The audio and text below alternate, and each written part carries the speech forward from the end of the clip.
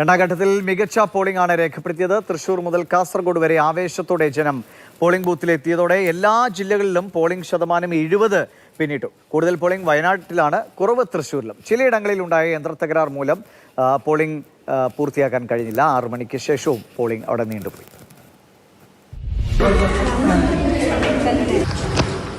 ജനാധിപത്യ മഹോത്സവത്തിന്റെ ഏറ്റവും സുന്ദരമായ കാഴ്ച.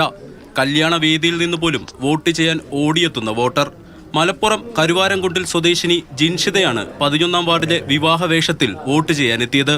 പ്രായമായവരും 18 തികഞ്ഞവരും കൂട്ടമായി എത്തിയതോടെ തെക്കൻ ജില്ലകളെ അപേക്ഷിച്ച് ഇന്ന് തിരഞ്ഞെടുപ്പ് നടന്ന തൃശൂർ മുതൽ കാസർഗോഡ് വരെ എല്ലായിടത്തും പോളിംഗ് 70% കടന്നു.